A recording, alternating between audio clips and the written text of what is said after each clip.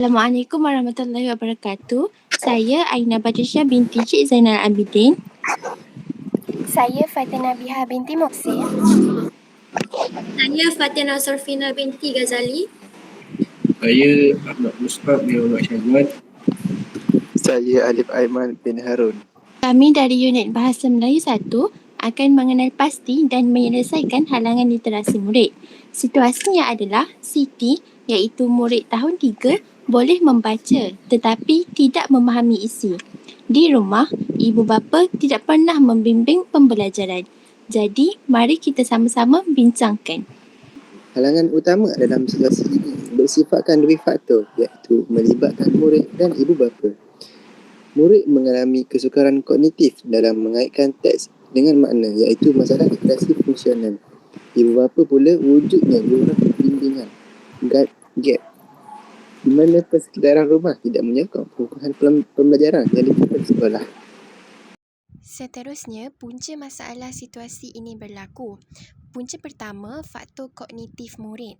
Siti mungkin terlalu fokus kepada teknik fonetik atau sebutan sehingga kapasiti memori kerjanya habis digunakan hanya untuk membunyikan perkataan. Apabila tenaga mental tertumpu kepada bagaimana nak sebut, otak tidak lagi mempunyai ruang untuk memproses apa maksudnya. Ini menyebabkan Siti sekadar membaca seperti pembaca burung kakak tua. Yang kedua, ketiadaan rangsangan literasi di rumah. Ibu bapa yang tidak membimbing menyebabkan Siti kehilangan peluang untuk pembacaan kontekstual.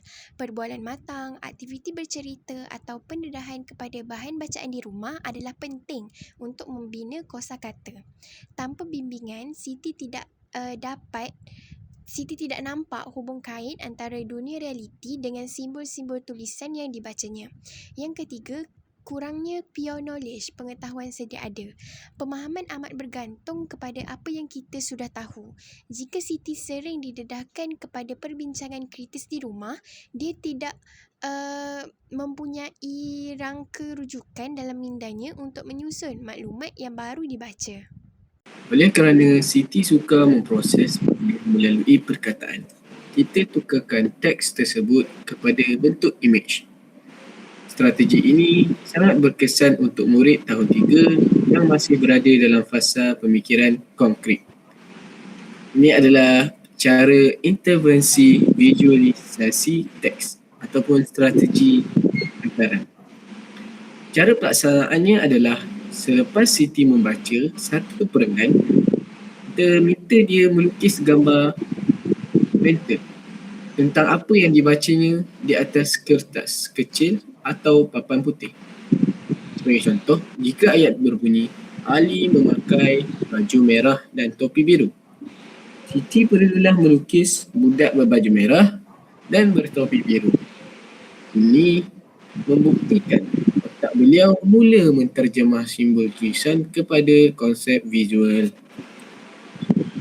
Teknik yang seterusnya adalah teknik SQ3R, versi mudah ataupun fokus pada question dan read. Walaupun SQ3R adalah teknik belajar yang formal, kita boleh memudahkannya untuk Siti di dalam kelas atau sesi bimbingan individu. Langkahnya seperti tinjau. Yang pertama, tinjau ataupun survey. Lihat tajuk dan gambar dahulu. Tanya Siti, rasa-rasanya cerita ni pasal apa? Tentang apa? Okay. Yang kedua adalah question. Q tu adalah question, soal. Sebelum baca, beri satu soalan mudah. Okay. Jom cari siapa nama kucing dalam cerita ni ataupun siapa watak utama dalam cerita ni. Itulah soalan yang perlu ditanya.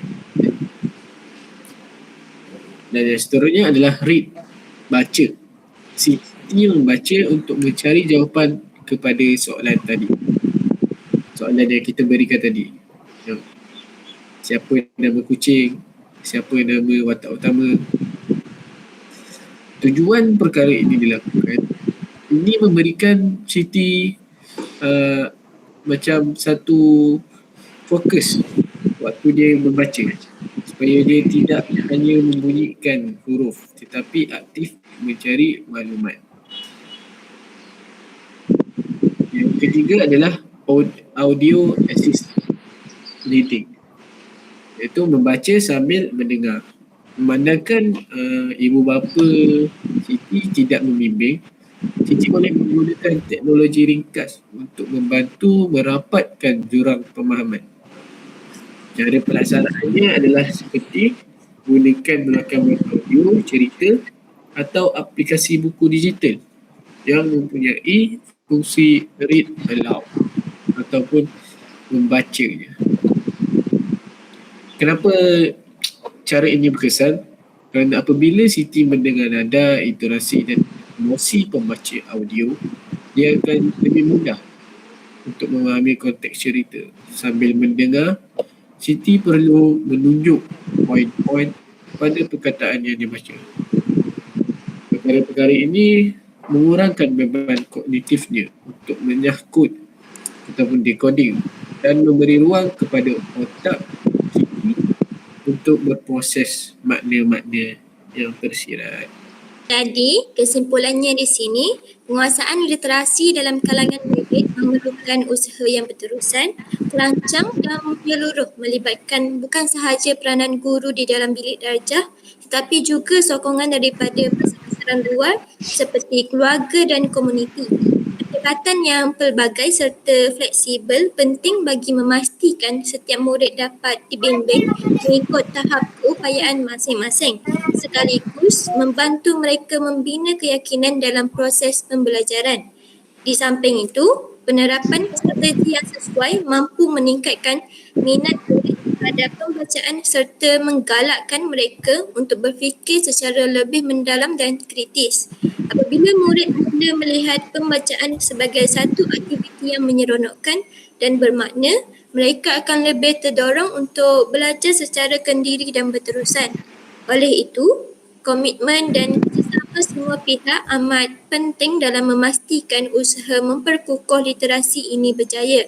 Dengan sokongan yang padu, murid bukan sahaja dapat meningkatkan kemahiran membaca dan memahami, malah mampu berkembang menjadi individu yang berpengetahuan luas, berfikiran matang serta bersedia menghadapi cabaran masa hadapan.